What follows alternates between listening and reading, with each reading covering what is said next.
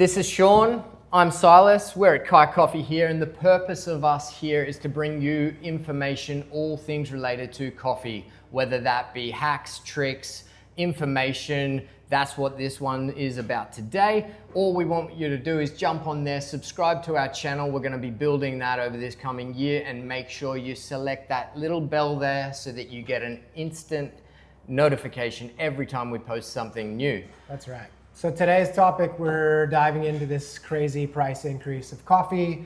Everyone's kind of wondering what's going on. How come coffee's getting more expensive at my local coffee shop? And then why is my roaster's beans suddenly costing more? And also on the shelf, I think in the supermarkets, real soon, you're going to see some pretty dramatic increases in terms of what people have been paying and to what they're going to be paying in the next probably a couple of weeks, months. Yeah. So this is actually felt across the globe. So what we're talking about here, roasters, whether they be the biggest guys that are out there or the smallest guys, everyone is being affected by this. They all have two choices: spend more on their green bean or decrease in their quality. Now at Kai Coffee, that's not what we're gonna do. We're not decreasing our quality, so we need to buy at higher prices. So what's causing that?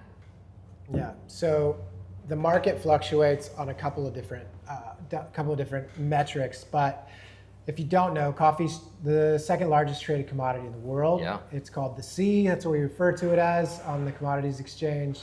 And at the moment it's at $4.24 US per pound.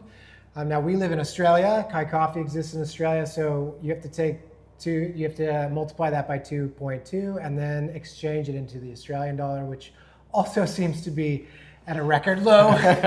So we're just getting hammered on all sides at the moment. But what that means for you and for me is that the price per kilo for coffee, just for us, the coffee that we bought last year is currently pricing in today, on today's market, at about $10 to $12 more per kilo green. Then when we roast coffee, you lose 15% of that in water weight. And so you're actually up in the $14 additional costs from last per year. Kilo from last year. So it's got a lot of us just sort of a lot of uneasy tension in the marketplace, and people are trying to figure out what to do. But there's a couple of key things we just want to quickly touch on as to what's driving this increase. So first of all, Brazil. Sas, you want to hit that? Yeah, so Brazil, it is the largest producer of Arabica coffee in the world. Now, we've got some guys over there at Volcaf that have had some predictions in September with how many bags. As of only a week or so ago, they've actually revised that number 11 million down on their actual estimates, which means Brazil being the largest Arabica producer and everyone buying, all specialty coffee guys buying some form of Brazil, means that everyone needs to be in there. Now, if supply is low, but everyone is in there, we only know what that does to the cost of everything. Yeah, so 11 million down is the prediction of what they thought back in September.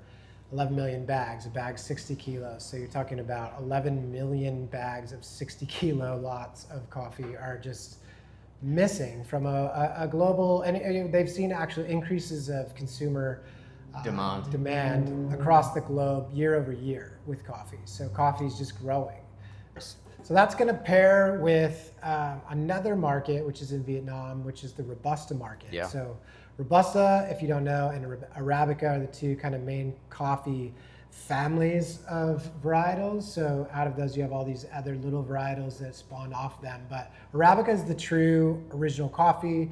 It's usually more expensive. It has a ton of crazy flavor and sweetness. Robusta was genetically designed to yield more than Arabica, and it's also designed to have a bigger, bolder presence. You don't get a lot of that sweet candied blueberry acai cherry vibe out of it, but you get this big, bold flavor. So a lot of times, your Nestle's or your companies that are doing a lot of your instant coffee, they're going to use that Robusta because it's cheaper than Arabica. What's happened though is because also there's been droughts in Vietnam, their yields are down. Robusta is now in demand. And so their prices have skyrocketed. And then what happens is if that offset is too close, your big players like your Nestle's and things, they'll jump on the Arabica market, which is And buy already up there low, as well. and buy up positions there. And now guys like us are like, wait, the Arabica market just went off, and why? And so these two play off of each other consistently. So you've got Brazil, you've got Vietnam, and then lastly, you just have global insecurity. I mean, there's a huge election in the US, not to name names for my fellow countrymen, but the other day, Trumpy texted out or tweeted out a threat to Colombia that he was going to put 25% tariffs. And for sure, friends of mine, which I spoke to today, who own a rather large importing business in America, called an emergency meeting with their board of directors to say, like, holy what do we do? crap, if this happens, this could like crash not only us, but the entire coffee market globally, because 25% of a profit margin, which is very thin. Like, people think, oh, you guys are just killing it, you're making so much money with it. There's such a thin margin, especially for these exporter importers, and how many times coffee changes hands before it actually gets into your cup. And some of that is what we want this channel for. Hey, Silas, we want to like expose kind of the industry, what's going on, and not expose it in a negative way. We want to share our findings of how things work, hopefully bring a bit of education and understanding to what goes on in coffee from the farm all the way through selling and exporting and importing into our country here in Australia, right into roasting and then making it as a barista, and then you enjoying it at home or in your local cafe. So please, if you like this sort of content, we would love it if you would subscribe to our channel. Jump on it. We're brand new. We're only in the hundreds. So if you listen to this in 5 years, you're like, oh, they were only at 100 subscribers. Hopefully we're in a better position in a couple of years. I'm an OG follower. But we've been in this industry for 14 years, and we want to share some of the things that we've learned, and also be on the kind of the front edge of like what's happening, new trends and things in the industry. So if you're into coffee and you want to geek out with us, we'd love it if you like and subscribe. And we'll see you out there on the interwebs. Come on board. Love you guys. We'll keep you updated.